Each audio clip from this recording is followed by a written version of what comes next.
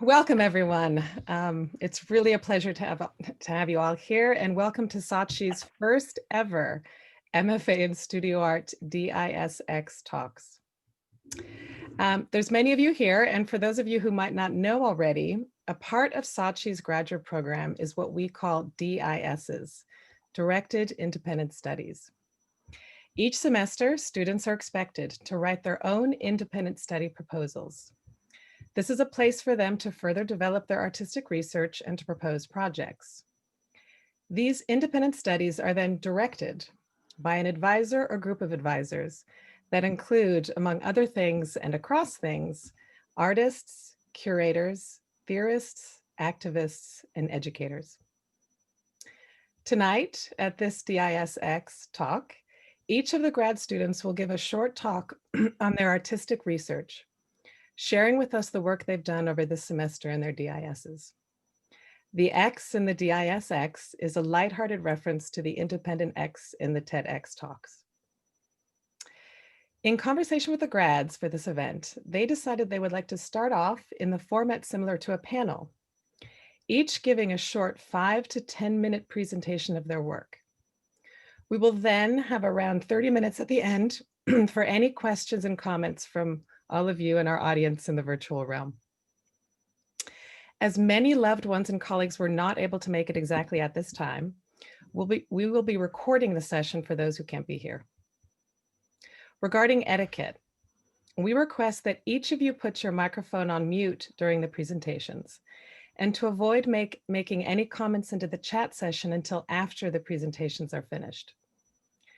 As there are many of you, and not everyone fits onto the screen at once, and we don't want anyone not to be heard, once the presentations are finished, we propose that you put your questions and comments into the chat section then, and we will read them aloud so that each of the grads can respond. Our first presentation, let's begin, will be by Melissa Morris. Melissa Morris is a multidisciplinary artist and educator based in Florence, who draws on ideas of critical post-humanism to comment on our systems of ordering and knowledge construction. Her advisors this semester were Paolo Parisi, Tanya Hastings-Gill, and in the collective DIS, Reagan Wheat and Justin Thompson. So I pass the mic to Mel. Thank you, Kirsten, and thank you to all of you for being here. I will share my screen and begin. Okay, can you see that? Okay, so my current research is entitled On and Off the Grid, Exploring the Grid in Relation to Art Historical Discourses, Contemporary Crises, and Painting. The works I'd like to share with you today are meditations on systems of ordering and knowledge making. Through painting, drawing, and interventions on found images, I explore the entanglement of matter and ideological constructions. In other words, how do our thoughts come to matter?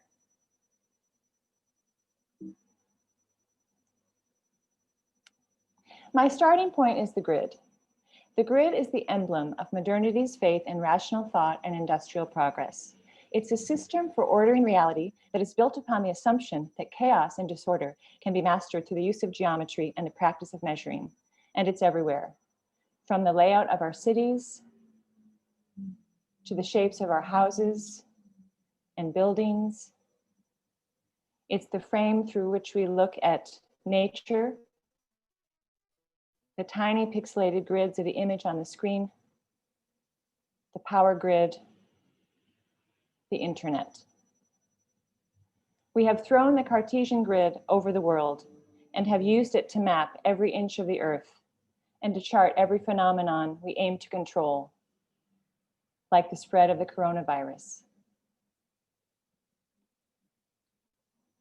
This first series of paintings I'd like to show you is entitled Undoing. I see the grid in a state of change or undoing as a metaphor for our current condition, one of collapse and breakdown of the order promised by the grid. I disturb the geometricized, flat, ordered grid, the emblem of rationality, and in doing so, wonder about the limits of that rationality and its relationship to the disorder in which we find ourselves. Now, if you think about perspective, It's literally the way we see things, a point of view, and it's also a system for translating the world around us. In using the perspectival grid, we can map the three-dimensional world of space onto a flat two-dimensional surface, as in drawing and painting. In these paintings, I'm playing with or disrupting that system of measure and translation by bending and twisting the straight, orderly, parallel lines and right angles of the grid. What I hope to suggest through this is a questioning of that very system and the potential decentering of the human and the human eye placed at the center of that system.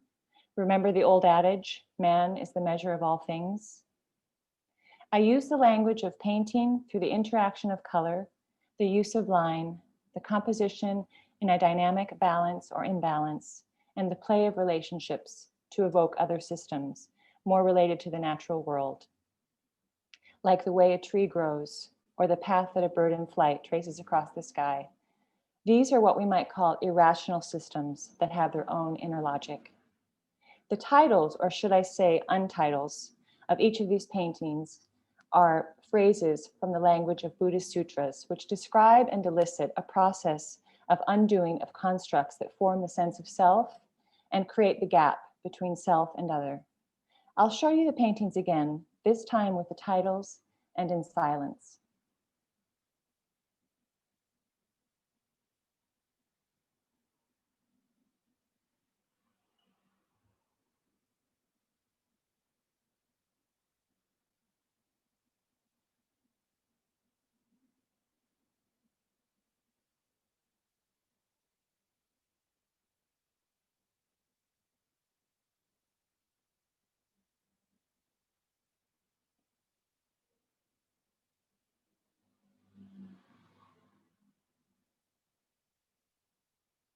The next series of work I'd like to show you is related to the first, but in this case considers the grid in relation to the socio-political body. It's entitled The Body Politic. These works are made with found images, images from the media, European and American, of protests which took place throughout 2020 against police brutality, white supremacy, and autocratic governments. The protest images are placed above or below drawings by Turner, the famous English landscape painter, considered the first modern painter. These are his perspective studies of geometric objects and the shadows they cast, used in his lectures for teaching perspective. The grid is seen in the grid-like structure of the city and people's ability, or lack thereof, to occupy and even disrupt that space. And we see the grid in the underlying structure of the injustice, something which is by design. Of course, the perspectival grid isn't the only place we see the grid in art history. I'm following a long line of artists who have worked with the grid as both a device and a subject matter. The modernist grid is sometimes described as art's turning its back on nature and declaring its autonomy, its separateness from real life. But it has also been described by Rosalind Krauss as, quote, a structure that allows a contradiction between the values of science and those of spiritualism to maintain themselves within the unconscious of modernism. The grid's mythic power is that it makes us able to think we are dealing with materialism or sometimes science or logic, while at the same time it provides us with a release into belief or illusion or fiction, unquote. I look to the many artists whose works are an entanglement of the real and the ideal, of the meaning in matter. In 1915, Kazimir Malevich declared suprematism a new realism in painting, which may seem puzzling given that the paintings are all basic geometric forms. His reduction to basic forms of visual language was intended as liberatory from the conventions of the past and the limitations of the world as it exists. At the same time, the referential titles contradict his initial claim to have escaped the world of material things and reached a world of pure, non-objective form. And his paintings often refer to feelings provoked by specific material things. Another artist I look to is Agnes Martin, who through her carefully laid out compositions of line and bands of color, aim to evoke states of being and find order in disorder. The wavering lines of her pencil and the subtle variations in color bring the human element into her meditations on perfection. Those subtleties are better discerned in front of one of her actual paintings. And even an artist like Peter Halley, working since the 80s, who uses the abstract language of art to make a social critique wanting to incite public awareness of the confining underlying structures of industrialized society and commodity capitalism. My approach follows along all of these entangled lines. I embraced what Jacques Rancière describes as the tension between faith in art's autonomy and belief in art as inextricably bound to the promise of a better world to come. This last work I'd like to show you is entitled Lines of Thinking. I think of it as one ongoing work without a foreseeable end. They're visual responses to contemporary artists' works, talks, and writings, which evoke the disruption and breakdown of established structures and draw out new possibilities. Drawn with white correction fluid and acrylic paint on black paper, the drawings aim to show a thought process, a working out of something, and I'm interested in how thoughts take form in the mind and on the page, and then move out into the world. I'm following particular lines of thought that move through time and space and are not really mine, but I think of them rather as belonging to the collective. They are about shining a light on and unmaking systems that are in some way creating harm to people and to the planet.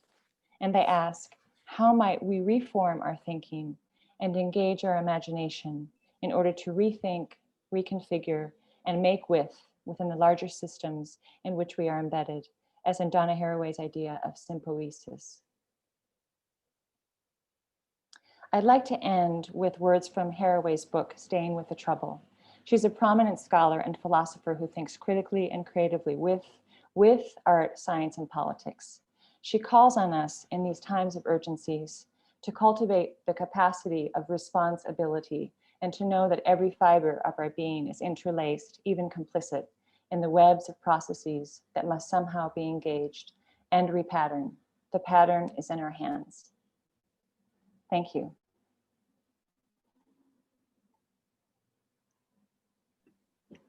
Thank you, Melissa. Thank you very much. Now, I'd like to introduce our next presenter, our next grad student, David Neal.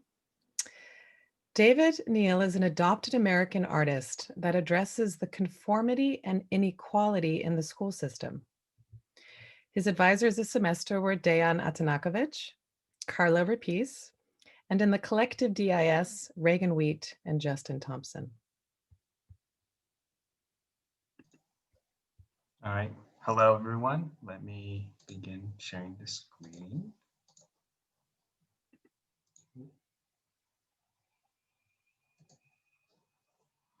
Okay.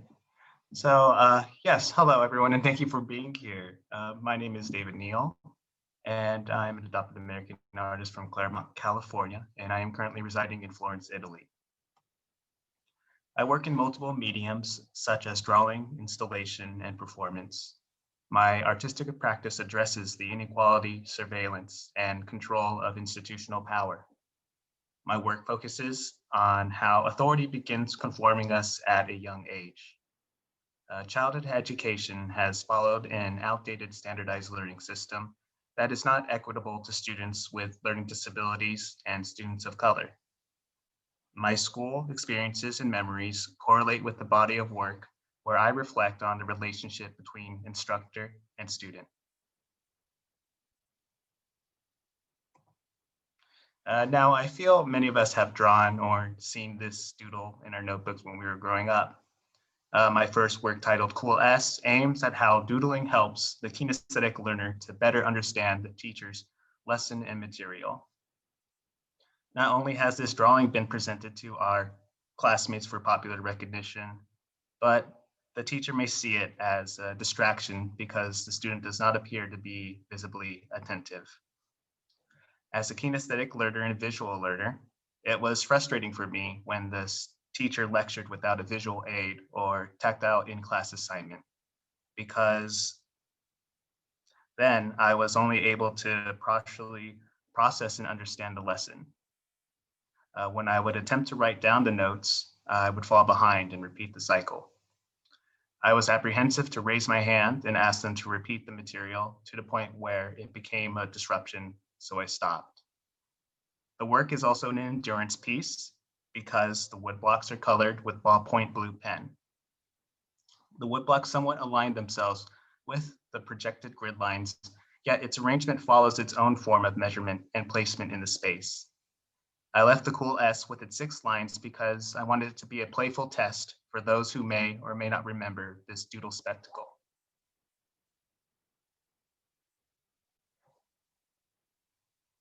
When I went to private school from kindergarten to 8th grade, khaki pants were part of the school uniform. Since the late 1990s, the United States Department of Education urged public schools to adopt the school uniform into their dress code policy as an approach to reduce school violence and instill discipline. However, there is the idea that the uniform neutralizes the student's self-expression and personal identity, as well as being unaffordable to low-income families. I chose khaki fabric as the base to create these creepy student faces. I use fire to generate facial expressions by chance, whereas water divides and extinguishes the 3 points of contact where I scorched the khaki fabric. I cut these pieces of fabric to match the size of A4 paper, 21 by 29.7 centimeters, or 8 1/4 by 11 3/4 inches. I arranged the burnt faces into 3 rows, resembling students assembled for a classroom photograph. Throughout this process, I developed a love-hate relationship with this material due to its history, my history with it, and just how tacky it looks.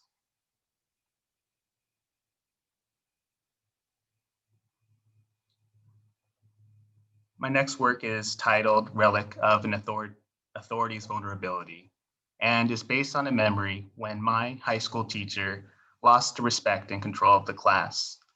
I sat in the front row of the classroom on that day, and as she was talking with the class, her partial dentures fell and landed on my desk. It was sudden, and it took me a while to process what had just happened. In the meantime, many of the students were laughing and were unlikely to let this go.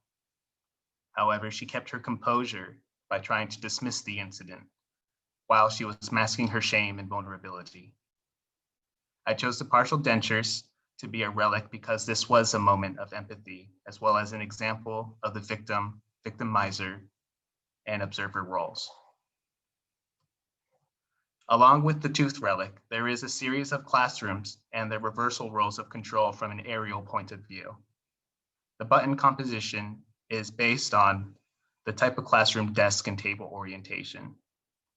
The instructor is represented as red buttons, and the students are shown as khaki buttons. Red emphasizes the role of authority, whereas khaki emphasizes the role of the crowd. When the students play the authoritative role, they obstruct the teacher's path to get to the front of the classroom.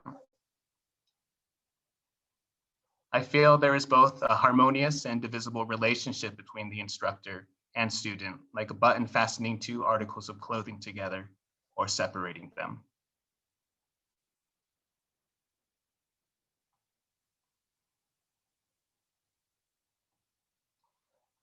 This final work is a satirical persona of a troublesome teacher that I named Mr. Gobbledygook. He wears a similar spooky khaki mask, like the scorched student masks, and has buttons carved into teeth, linking with the tooth relic. Rather than portraying the ideal instructor, Mr. Gobbledygook is disruptive, unorganized, and nonsensical. He would be the one to skip the lesson, like the student ditching class. Mr. Gobbledygook does not have a planner or notes on his desk and teaches the course by ear. When he is monologuing, he makes noises and blurts random words, expecting the student to understand the material. In my performance, stepping out of the class, Mr. Gobbledygook decides to skip his lesson for the day and walk around the streets, now in Florence. I wanted this persona to be exposed to the public space and to observe any reaction. At first, I felt that I was going to be approached and questioned by the police, but all they did was look at him and continue their rounds. While I was walking for 45 minutes, I saw people either ignore or do a double take after watching me. I want this to be a continuing performance by starting from an hour walk that relates to a typical length of a class that will eventually grow into several hours and be equal to an entire school day. Now, I would like all of you to reflect on the ways the school system has impacted you by asking a few questions. Who were the teachers that motivated or discouraged you? Was there a moment where you observed vulnerability and humiliation in school? What value systems were you taught in school? What kind of learner are you, and how have you or have you not found strategies to excel in your lives? I want to continue using khaki fabric and buttons in my body of work because I feel it strongly addresses the conformity and inequality in the school system. Thank you for your time.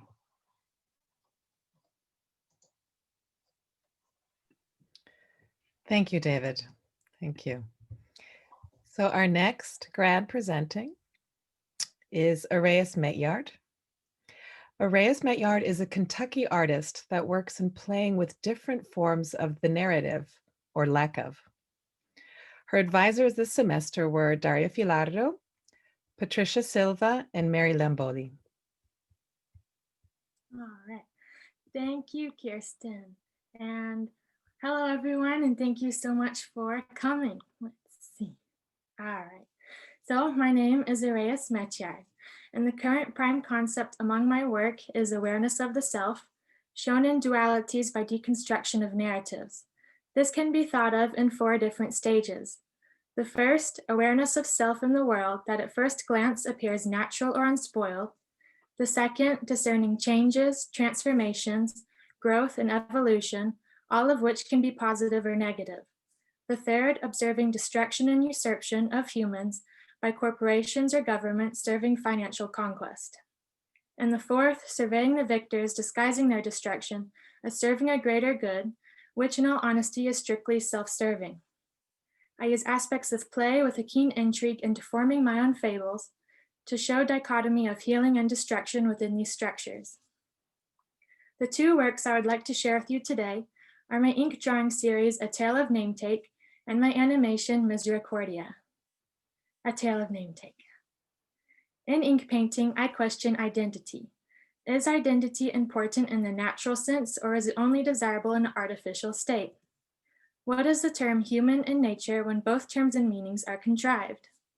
The need to control by naming and knowing of names makes one smart, but these names are fictitious. Both are manufactured and manipulated to be what we deem them to be, seeing ourselves as separate, yet there is no separation. I show the imagined and made gap between the 2, the gaps in past forms we have no knowledge of, and the changes in human nature we cannot predict. There is a lot of misinformation surrounding the idea of identity in terms of application or use of the word. Identity, in regards to its etymological root, means to be the same.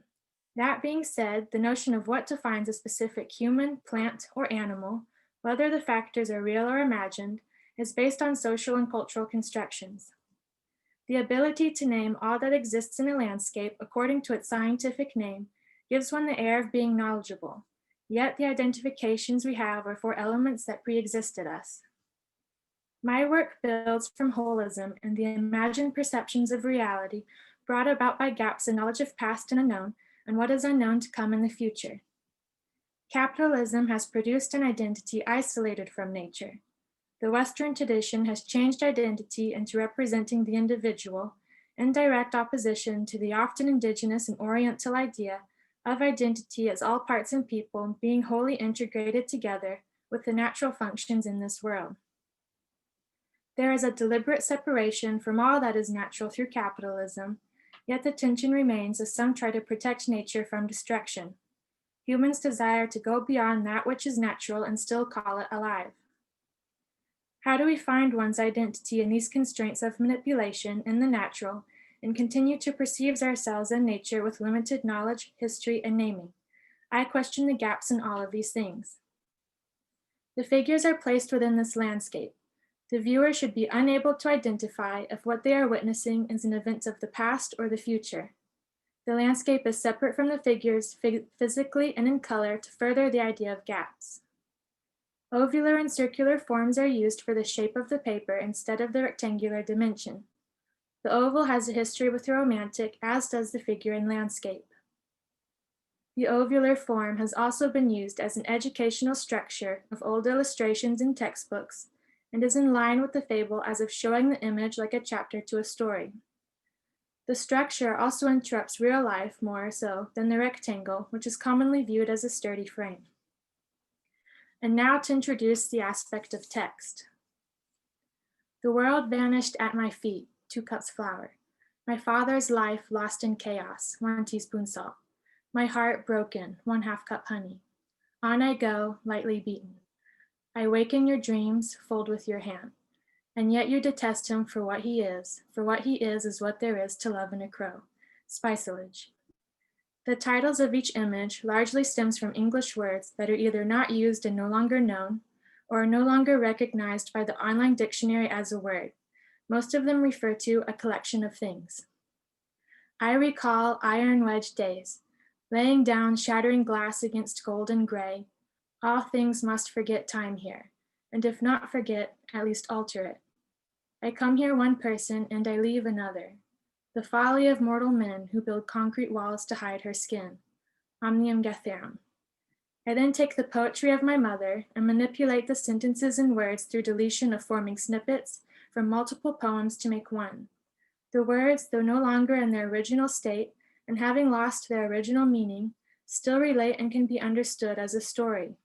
The separation of text and image furthers the idea of gaps. White chilled night, goose down boy, and purple pokeberry house trailer scat. Back of the throat, hard to swallow, tombstone silent. Black barn, black night, black sky, underwater field. Cocklebur mains, Clover Lane. We are more water than metal. Out of the fire, glass bottle bullets chatter. The dream pains among rows of night neighbor graves. Shatter the quiet day. Gallon fray. Misericordia. Through animation, I work in the duality of an upbringing immersed and pleased with nature as opposed to the consumption of the radiated screen. The first is in a time where a child must entertain themselves with what is available to them in nature and in the powers of their own imagination. The second is a time when the child is raised and saturated in the consumption of technology, this being the popular choice with fake importance. One's goal is to work on their own humanity, and the other serves to commodify themselves. A play with a humanity of pieces to set the stage for internal destruction and questioning our perception of the natural. Real experiences and adventures only serve the end goal for the apple throne. The irony is that I show this message in the digital dimension. The words spoken in the animation are from the manipulation of my mother's poetry. And now I will play the video for you. Something of the night, misplaced, long ago, reawakened inside the old oak. I see where in my absence they have moved up and down the mountain across the immense. Oh no! Hold on, I think I have a solution to this.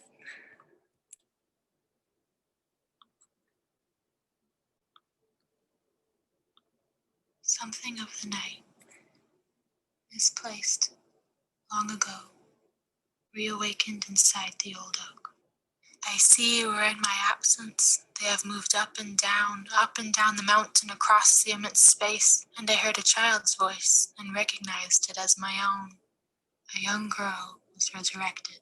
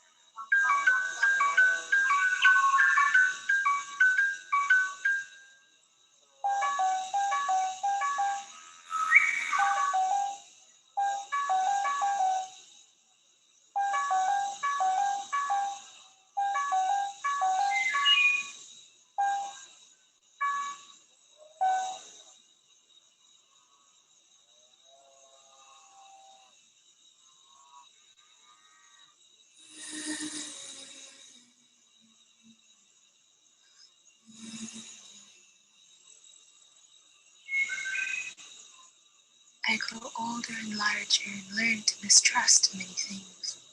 But I still have faith in the limbs of an apple tree. I peer out over my small kingdom. I am lord of many apples. I am pleased. It's just a story. Okay, hold on. One more slide. I work within the structure of time to show multiple perspectives in the destruction, revealing, and disruption of narratives, awareness of self and the world, and creating a suspended place in a suspended time. Thank you so much for listening. Now I'll pass the attention back to our host Kirsten and to my fellow artist, Eric Fry. Thank you, Reyes. Excellent. Our next presenter is Eric Fry. Eric Fry is a retired Army Master Sergeant, a combat veteran of both Iraq and Afghanistan campaigns, and with an extensive background in military logistics management. His artistic practice focuses on memory and object relationships. His advisors this semester were Sandra Miranda Patton, Jacopo Santini, and in the collective DIS with Reagan Wheat and Justin Thompson.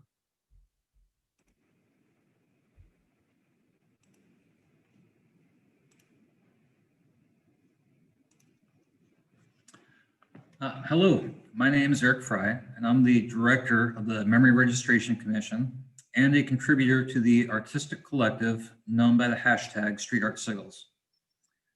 My artistic practice focuses on the hybridization of memory and object, thought and thing, while I explore the preservation and distribution of thoughts and memories.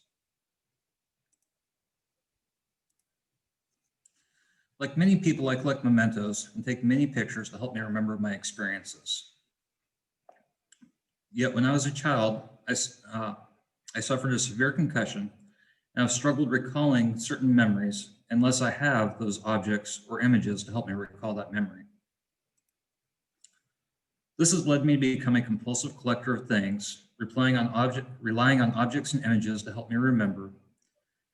But I didn't realize I had been relying so much on these object-held memories until my grandmother gave me a box of things from my childhood that I thought had been lost in a house fire. And as I sorted through this box and I picked things up, different memories started to be returned to me. So these haptic memories led to the foundation of the International Mnemonic Object Registration Administration and its subordinates, the Office of the Remembrancer and the Ministry of Mnemosyne. The Ministry of Mnemosyne is also the supervising agency for the Memory Registration Commission.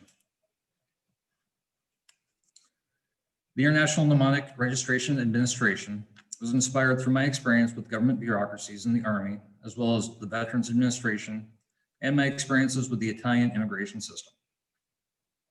I developed a series of policies and procedures to organize the administrative activities, drawing from my background as a staff planner in military logistics and contract writing. The Ministry of Mnemosyne's primary role is to preserve and protect memories by transcribing human memories and translating non-human memories, while the Office of the Remembrancer's role is to extract latent memories imprinted on non-living objects. And the Office of the Memory Registration Commission is responsible for maintaining the archives of all those memories.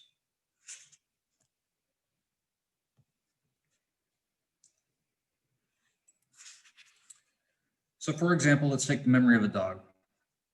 We try to collect an appropriate image from that particular memory from that dog. Now this particular memory is my dog sitting there laying in wait while I had burgers with my spouse and he didn't. Then we go and we translate that memory from the dog's perspective to the human language. And then we place that along with an image of a mnemonic object and a description of that mnemonic object inside our secure book, the Codice Memoria. The Codice Memoria is the central repository for all memories that are contributed to the archive and is kept carefully guarded by the Memory Registration Commission. This codice contains every translation and transcript, along with the descriptions of the related mnemonic objects, the image of the memory or a related image, and the image of the mnemonic object itself. Then we take a mnemonic object that has a memory imprinted upon it, and we archivally store this on one of our internal forms, the FS form 404C2. And then the memory imprinter verifies that a memory has been imprinted on that object and provides their encryption device. Then through a series of certifications, we transfer that memory to the archive where it has additional security protocols attached depending on the level of security. And then we authenticate that there is a mnemonic object inside and proceed to seal these mnemonic object packets based on the level of importance that's assigned to the memory and any additional security protocols that are required. Then once they're sealed, we place these into our archival storage system. So within these archives are objects that many can be considered ephemeral, and many people would often toss those objects into the garbage. But we do not consider any memory trivial or too traumatic to store. And our staff is even certified to handle top secret government memories. And while there is no possible way to capture every memory, we do hope to help archive as many contributed memories as possible. In an alternative approach, instead of preserving memories, the collective hashtag street art sigils imprints thoughts and intentions into street art that is destined to eventually be destroyed and deteriorate through nature. These sigils currently interact with the non-places of the streets of Florence, with the hope that eventually the collective can grow and expand to a transnational project.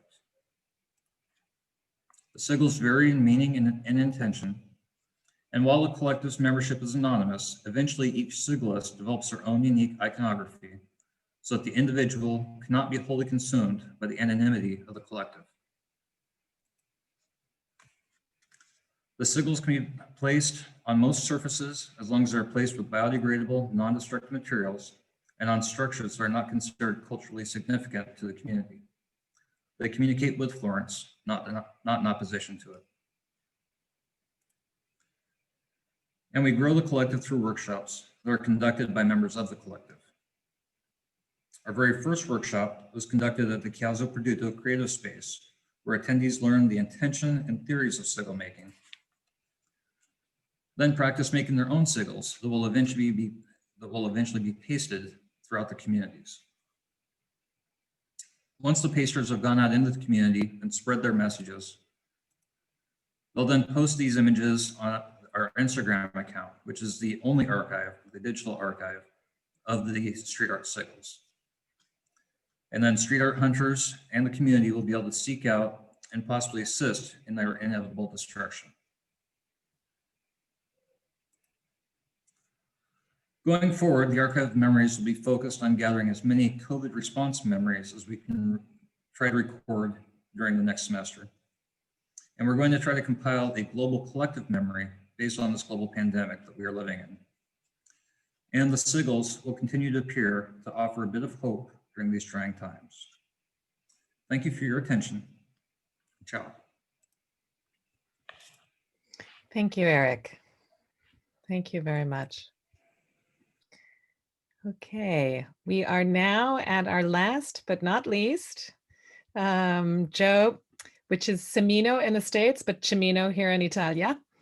Joe Cimino. Joe Cimino is an Italian-American artist working in time-based media who is interested in exploring the peripheries and historical residues remaining in the world around us.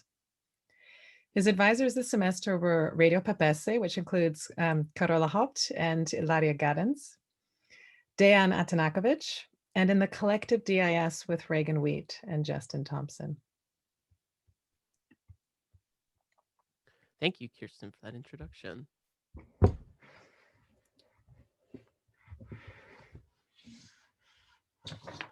Okay.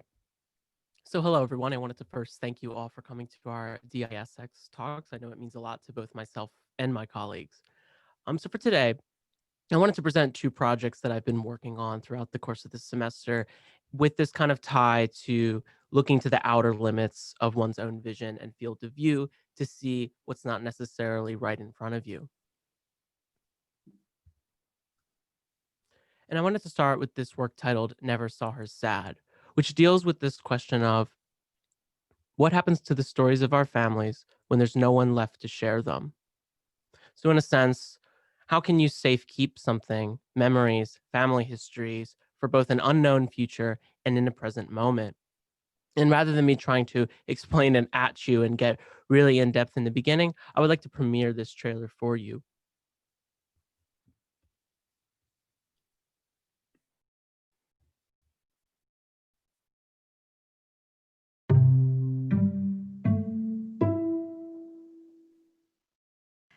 Moving to a new house and living the culture that it is in here, it was much different than my country. Not only that, but even like trying to make new friends, understanding the relatives here, it wasn't the same for me. That was another thing. Still by myself with my husband. We did raise our children together with no family around to help. When you have a daughter, you were supposed to surprise her with pots and pans and towels and linens, all the things that she needs for the house. It's like instead of have a bank account for your college, you have not as much a bank account, but like, I'm not sure what you said in English. And when I moved to this country, my parents shipped it out to us.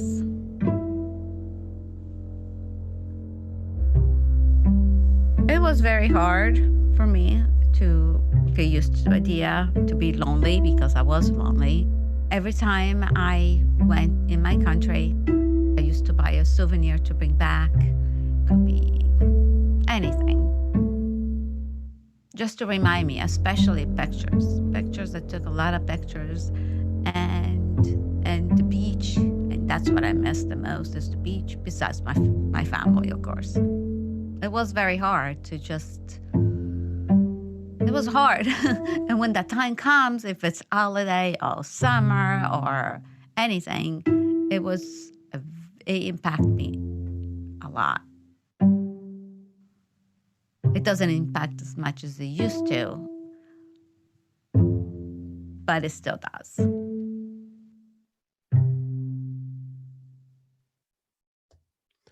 So there are 7 of these trailers, all of which follow a similar format that have their own kind of theme and story to them, but ultimately are coming back to this set of main characters, narration, music, and other elements that sort of make up this trailer, which in and of itself is an interesting kind of format to use when discussing both family histories and remembering them and how to archive something for the future. Because a trailer, you only have about 2 to 3 minutes to tell a story, and it becomes a challenge of what do you keep in and what do you remove, and how do you kind of go about that editing process. So then what becomes important for this future, and then what gets kind of rejected.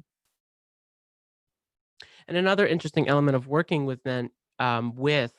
home videos, and in a sense my own personal home videos, is the act of the cinematographer being the person taking it at the time. In this case, my father, and as well as my mother, who were taking most of these videos as shown in the previous trailer, which is kind of an interesting way to position myself in this case, because for me, I look at it as almost being the editor and composer of the work, going in and taking what was documented, putting it together, utilizing music and the formats to then kind of bring it into this new form. But there's an interesting thing that sort of happens when doing that, where the people who are then filming it are noticing specific objects and kind of documenting the house, as we saw in the last trailer. And so what I wanted to do for that one was to tell the story of people both moving to a new place, a new home, a new country, without them in it. And so just telling this story through not only object, but the animals that have been presented, as well as the changes that can happen in both technology, as well as the gaps in memory. which is another interesting challenge to kind of approach when working with these sort of ideas and memories and histories, where we don't necessarily always have a lot of the information that was given to us. And in a lot of cases, it's passed down verbally. If your family in the past didn't have a camera, there's no physical documentation of those things. Or in my own family's cases, a lot of these photographs were given out. So then the original is no longer in our possession. And so then what do you do? And in a lot of these cases for these, it's to then kind of reimagine and try to recreate, reconstruct what was there. And so then working with this, the other work that I want to discuss today is The Midnight Drive, which is an audio work that utilizes the podcast format to play on both time and space, specifically bringing the past and the future into the present, into this sort of fictionalized space of a car, or a metaphorical car, let's say, which just kind of originally started from this idea of going on long drives or commutes. And if you've ever had to do that, it presents a lot of space to not only think, but to literally kill time. So whether it be through music, a podcast, the radio, the sights around you, there's kind of these ways to then just zone out and allow for the time to pass. And so my interest in it was, what happens if someone was to interrupt that and present this room and ideas for both existential questions and also just ideas about time around you. And I want to play a quick prologue to this work to kind of give you a sense of what that sounds like.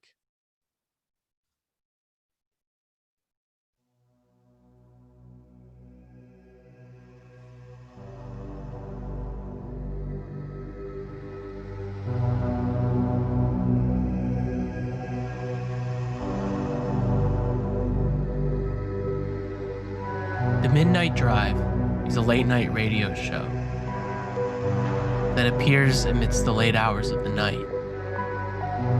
To fully embody this experience, it is recommended to listen to it while driving in a car. If you can't, go and sit somewhere comfortable with headphones on. Close your eyes and lay back, allowing yourself to be transported into the driver's seat of this vehicle.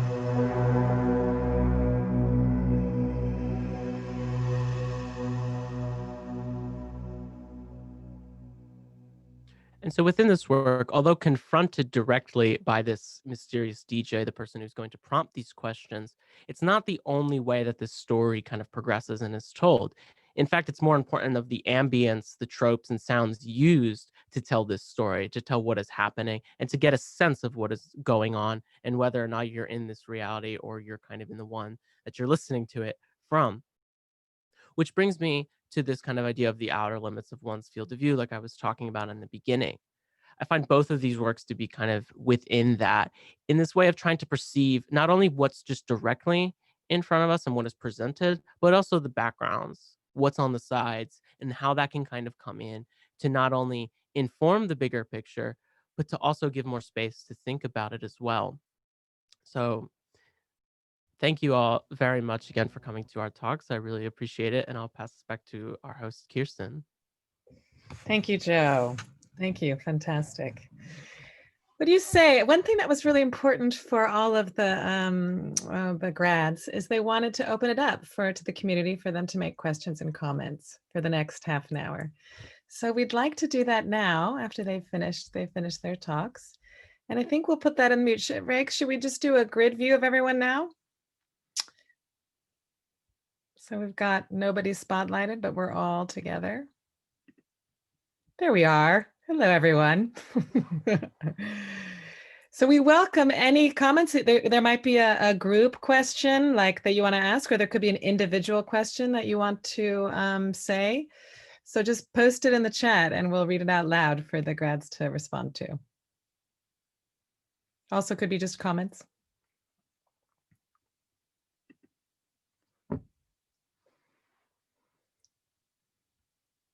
Anything.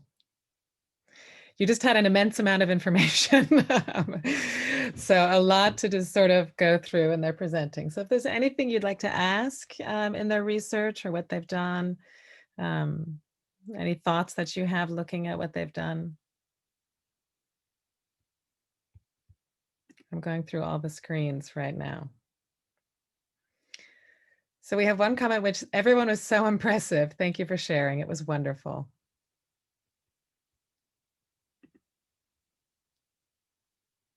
Don't be scared. Okay.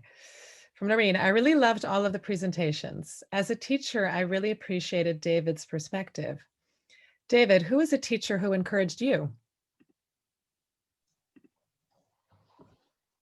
There were a few. I could remember actually in 8th grade, I had a teacher named Mrs. Humphreys, and well, I was distracted a lot, and she was definitely the teacher that didn't have these visual aids or in-class tactile assignments, but she took the time to, like, in between classes to talk, and for me to not understand the material, just took that time to help me with that.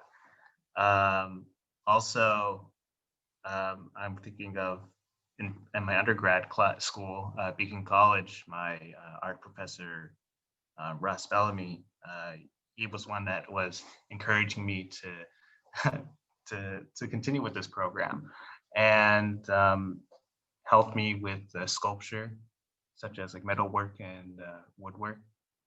And those were a few that I could think right now that really helped me to go in this direction where I am right now.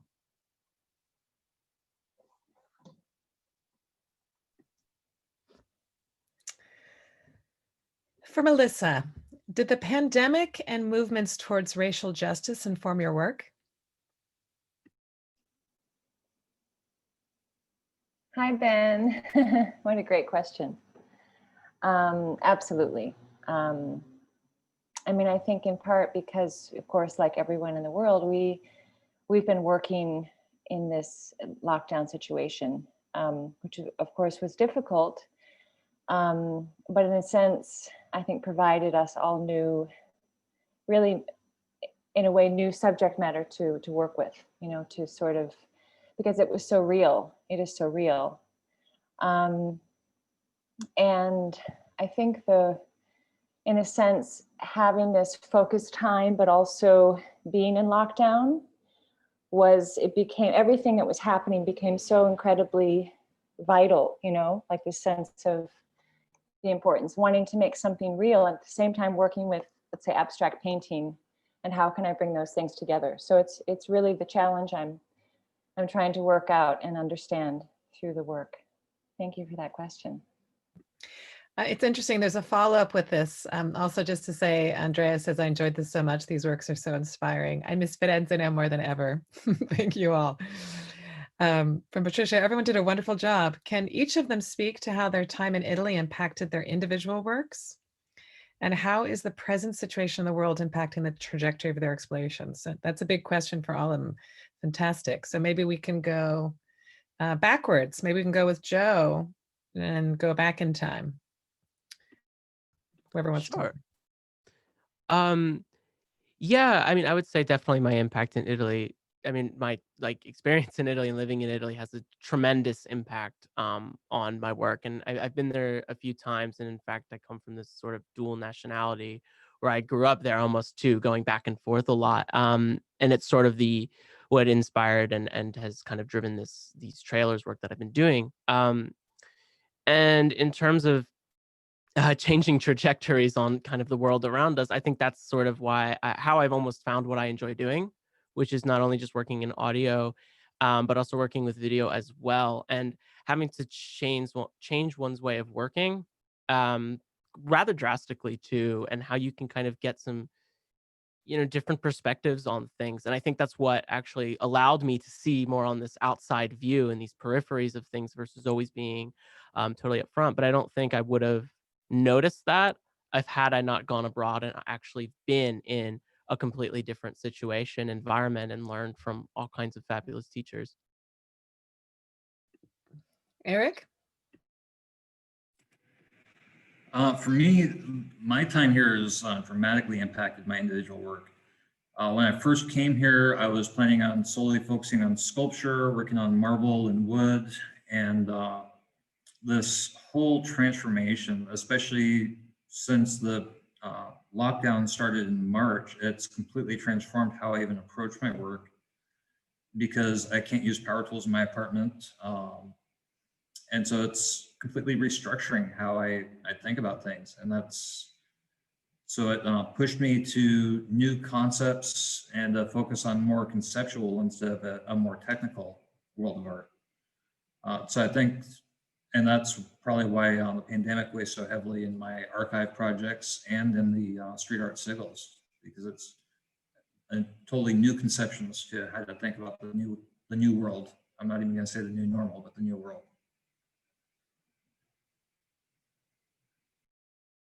Arias? Okay. Well, for me, I think just place-wise, it was being able to find connections through different mediums. But honestly, the thing that impacted me the most was the people and the instructors and my teachers, and helping me build my art conceptually and being able to talk about it and really find the meaning behind my art. So it was more the people than the place for me. David? Yeah, since my time here, I feel my work has incredibly changed. Before, I would do drawings and sculpture, um, but more of like the literal like creatures and like infusions. Um, there is like that creepy tone in this current work, but not as too literal as before. And with the as well, like in Reyes, the teachers and instructors and just engaging with everyone in the program has expanded and made me understand more of the language, as well as like artists to look up to and see, rather than feeling rather than just feeling like, oh, just stuck in my own like opinions or my own image ideas of what is effective art. Melissa?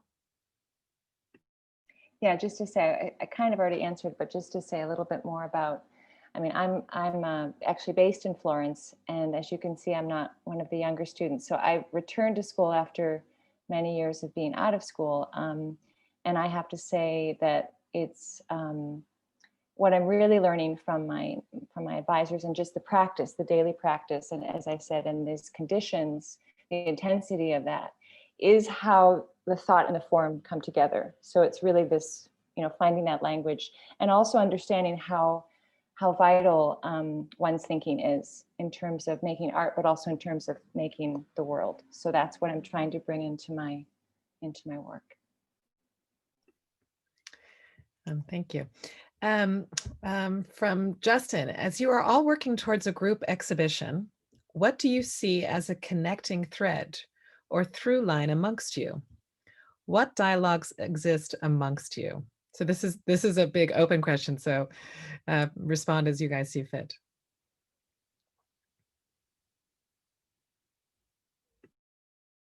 It's a big question, Justin. What do you guys see? You guys just did an exhibition a week ago, the essential work. So it'd be interesting when we were installing, what did you guys notice for common things that were happening in the space, and now as we've been working together extensively this semester? To me, it seems like right now our common theme really deals a lot with memories and our own experiences, and really taking the core of who we are and applying that to artistic work, and making our artistic work more relatable because it comes directly from us instead of trying to interpret things around us.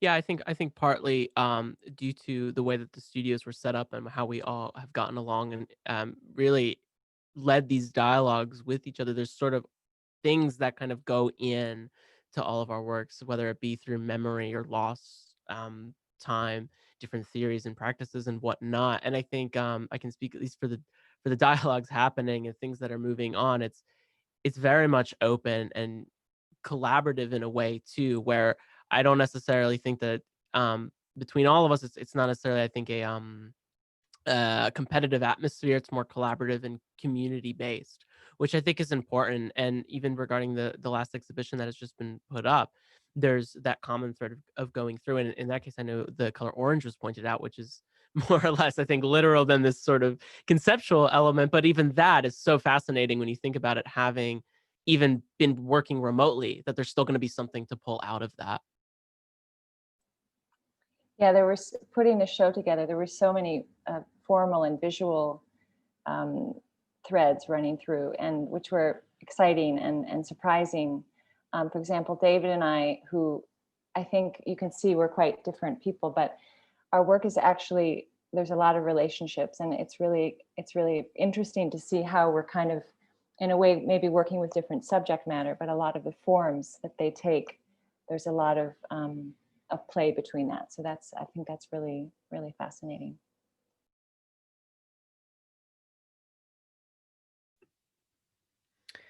Okay, from Mary. So many threads for conversation and so much to consider. Thank you, everyone.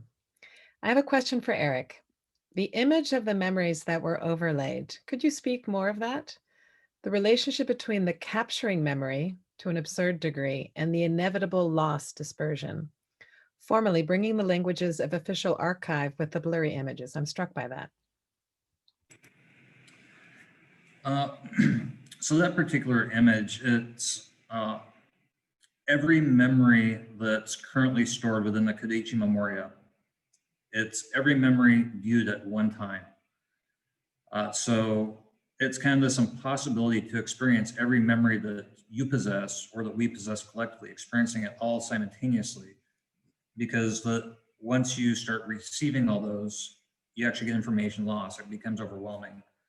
And it's also related to the impossibility to fully understand objects too.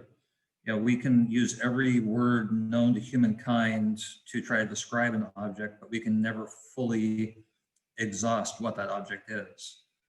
So that's where I went for that blurry image, because it's trying to experience everything at once and realizing that it's inevitably a failure to experience everything and to do everything all at one time.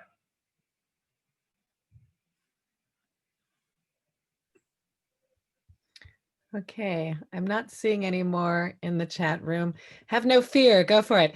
What's also quite lovely is the DIS advisors who've worked so extensively with these students. First of all, I think we all need to give a shout out to them and thank them for everything they've done. So thank you, truly. Really to the advisors, you know, it's so great because they've all seen their student and they haven't had a chance yet to see the other students' work. So it's also nice to hear some questions you might have for the other students that you haven't seen their work, the other grads. It's one thing I invite out for you advisors to put out there, which Mary just did. Claire has written, this has been so wonderful. Thank you for inviting we non-artists. Everyone's an artist. Lovely. That's what I'm saying. Don't be scared. Every question is lovely. So don't, please, any question is welcome and worthwhile. Any thought that's occurred?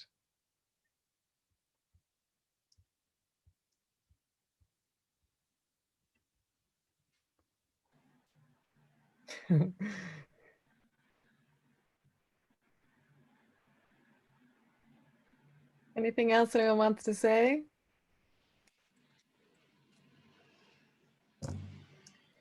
Lynn, okay, things are suddenly running through. Sorry, it's my Wi-Fi. What are the goals for everyone post-program? The evil question for a second-year graduate student. What are the goals for everyone post-program? Should we go forwards now, Melissa? Sure. And there's also a question from Claire just before that, which is nice. Sorry, Claire, we'll go back to it. So the goals post-program, I think like most of us, there's not much of a horizon, right? We don't really know anything about anything. And it's kind of a nice place to be in as an artist, because you just have to work. And I know I'm going to land on my feet. I have no idea. I just want to keep making work and getting it out into the world, really. And teaching, I also teach. David? Yeah, after graduation, I am planning to apply for art residencies. I would mainly want to aim somewhere in to stay in Europe. However, I also planning to apply for US residencies as well. And also, yeah, just to collect and have a strong portfolio to then eventually exhibit some of these works in gallery spaces. Reyes? Yes, because we don't know what's going to happen next. So everything's kind of open in the air at this point. So, I mean, residencies, going back to Japan to work, teaching, being in shows and galleries, and hopefully everything works out. But I just don't know yet. Eric? For me, I'm already applying to residencies postgraduate, and I'm hoping to be able to teach or maybe find a fellowship position somewhere. But it's because of the state of the world, it's really hard to plan for the future. So it's just take this core practice and see where it branches out and where it takes me. Joe? Yeah, I think in regards to planning, it's hard now, of course, with sort of this state of the world and this unknown. And I think for me, it's a matter of just embracing it, and just seeing what comes forward by then just continuing what I enjoy to do and investigating it that way. I mean, of course, I hope to be back in Europe and moving forward with what I enjoy to make and do. So for now, I just kind of ride it out and see where it goes. Okay, I apologize because I got a whole bunch of things with Wi-Fi coming in, so I'd like to make sure I don't miss anyone. So Tanya says, thank you. It has been wonderful. So great to hear all the thoughtful presentations.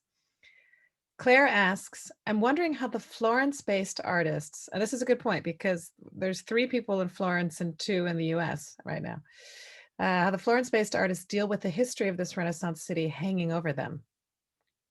But I think they also had an experience last year in Florence, so all of them can respond to this actually. Do you want to go backwards? Yeah, I can answer that. Go back. Well, I mean, particularly for me too, as someone who is not only a lover of history, but art history as well. Yeah, it's dramatically important. I think once you kind of situate yourself in a lineage and try to understand the full impact of that, it does definitely inform the work. And I know it's informed my own work as well. Being able to kind of just like round the corner and see a public piazza, and then there's just artwork everywhere. It's incredible, and also kind of how the city not only functions, but the events too that are there. So I would say that it for sure has impacted me, and it hasn't necessarily left, even though I'm based in the States right now. Eric? For me, it's not so much the Renaissance hanging over me. It's when I first arrived here back in 2019, I had this kind of romantic view of, the cradle of the Renaissance and, all this art history. And as I've come to work through it, I feel that in our contemporary art, we have a responsibility to honor the innovation of the Renaissance by striving to do new things and to find new approaches. So I don't really feel the Renaissance hanging over me, but I feel a responsibility that being here, it's trying to carry things to the next level that I'm able to carry them to. Reyes? Yeah, I think I agree with Eric on that. And just knowing the history of it and knowing where your art is coming from is the most important. But also just because it surrounds everything, it's nice to be able to view the art as a break from your own art or contemporary art, but also finding your own iconography within all of these other icons of the past and developing yours into the current era.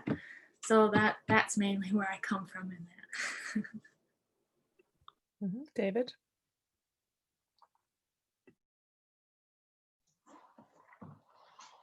For being around this the Renaissance work, and also having the time before and last year when going to the museums, and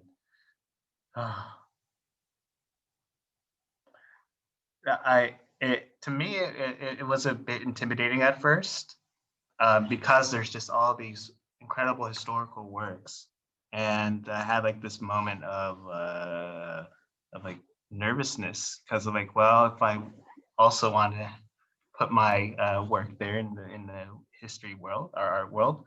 I'm going up a bit off topic.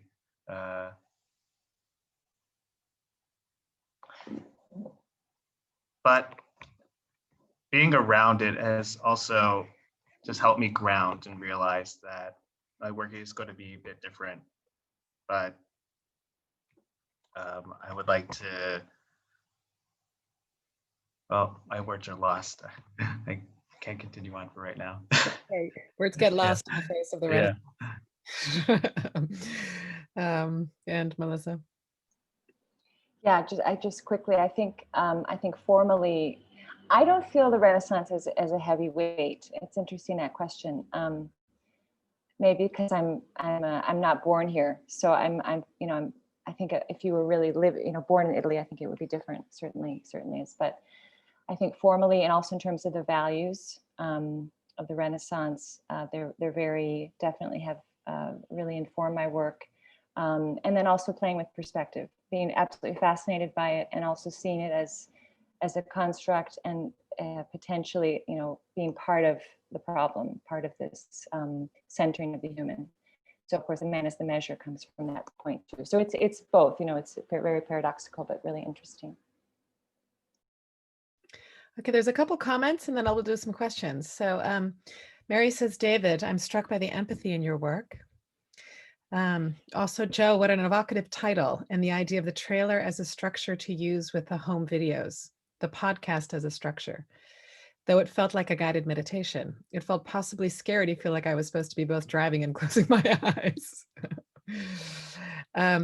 Best of luck to everyone from Lindsay. Let me see, there's Sandra's asked a question. You all seem to be working and observing structures to read the world, the system, read the past or the future.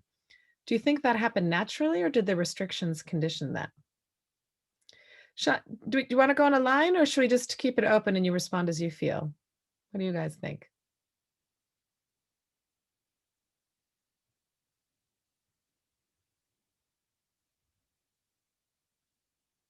Go back in our line. We like our backward and forward in time.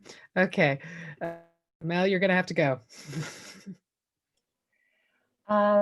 That's a great question. I'd have to think about that more. But I'm sure that it does. I mean, my work is so much about and strictures and an undoing of things that are not working.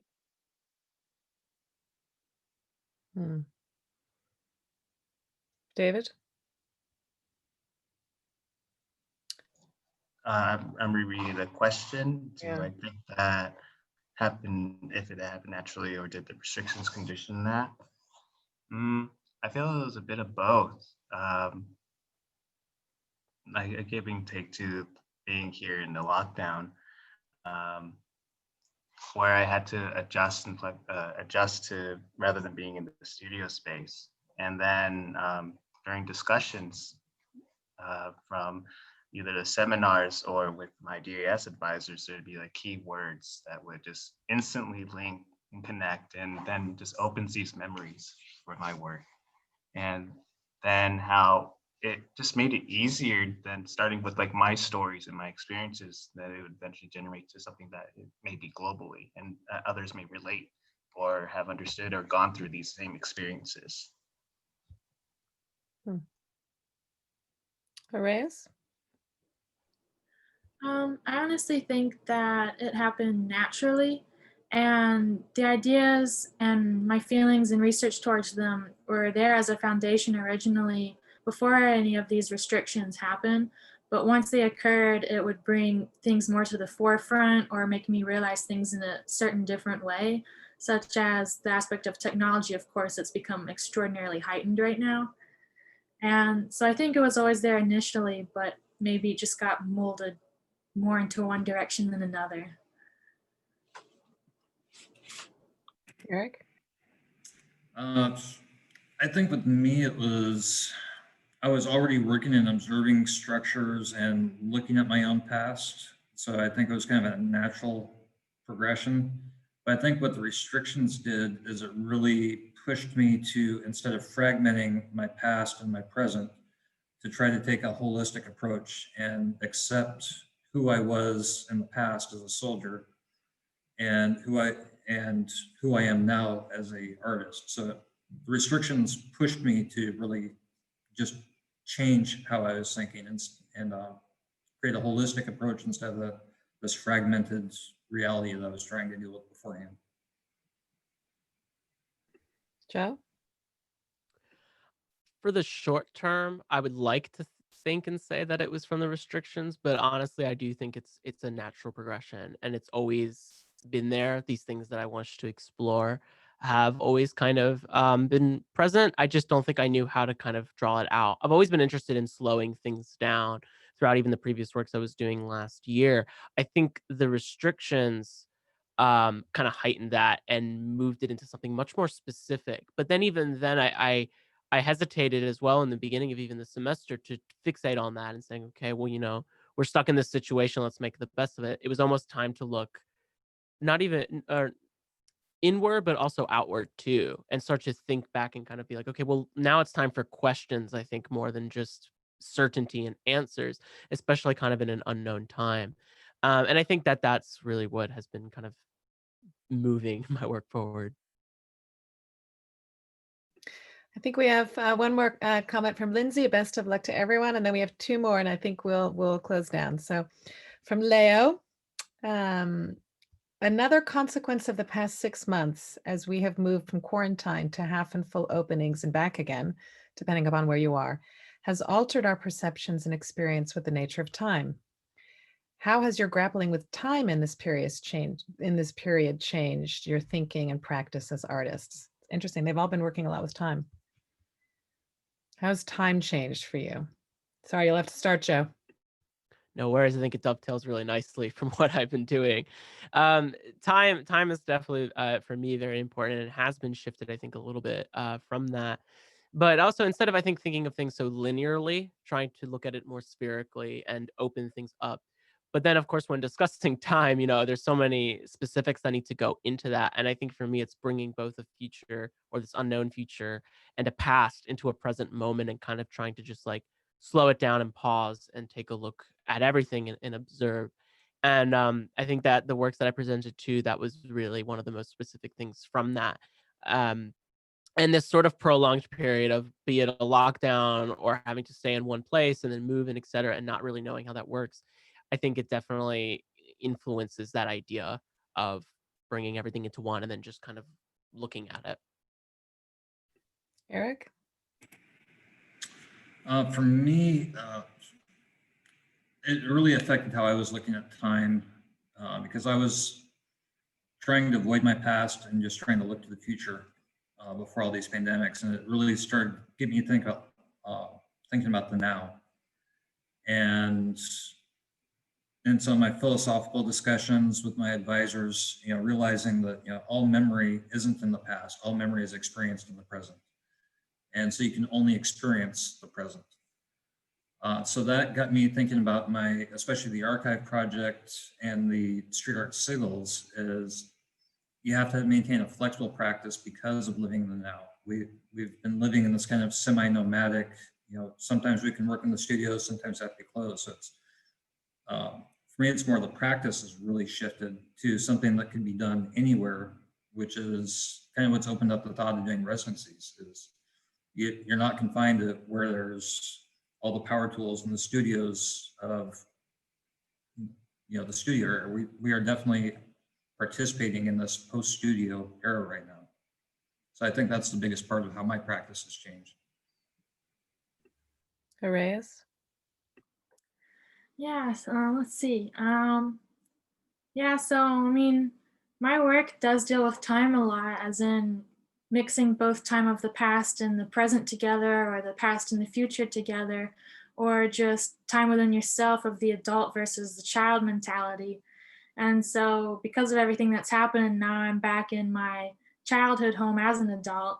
And so I'm looking more into the mentalities and family things, such as my mother's poetry or my grandfather's photography, and using that and integrating it into my work. So, yeah. David? Yeah, that is a great question. Give me a second to gather a few more thoughts.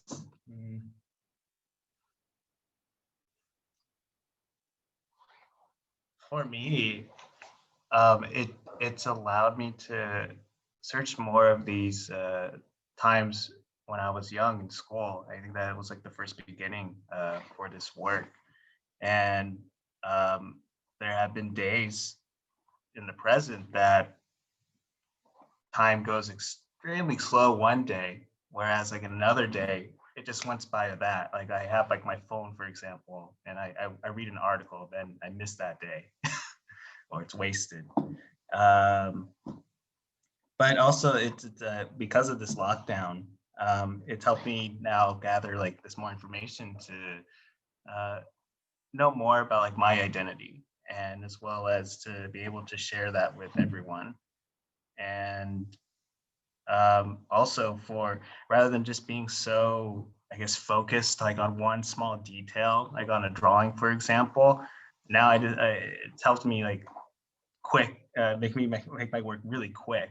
So there'll be a better response. I remember in the spring semester last year, or in 2020, when our assignments were doing just these quick responses and collaborating with Melissa. I mean, this was like opening another idea of my practice, and especially using using the body as well as to embody the work.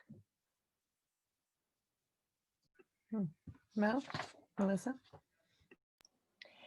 Yeah, I mean, there's so much one could say about that, but I actually think the main thing is the show that we just put together. We called it Essential Work, and it's really this sense of how I think for the decision that I made to get my MFA was also a decision to dedicate time to this. And the more I do it, and the more I also, because of the world situation, it just feels really important. And it's interesting because a lot of the time your work you're making, you're not doing much. So you have to sort of have that suspended state. It's just a really interesting, mix of things of what's happening in the suspended time that we're in, and having this art practice and seeing those parallels. Okay, I'm going to read the last two comments, which is lovely from Steve. You're all grappling with subjects that are very personal and at the same time universal and relevant to the challenges of our time that we can all relate to. Very well done. And Zan, thank you all so much. Love seeing how much all of your work has grown and evolved. I think we need to all unmute ourselves and congratulate the grad students. They've been working extremely hard, and we should give them a cheer and a score. This is the last of like a lot of presentations they've gone through this week. So they can now go, sort of, now that they're at their next DIS is for me, but they can a little bit go on holiday for a break. There's any last thoughts? Just a little thing? Just say hello and farewell. I think we're good. We've done to the minute. It is wonderful. I truly want to thank you all. It is overwhelming, incredible to see all of these faces, known and unknown, and new and unfamiliar and familiar. We wish you all so well.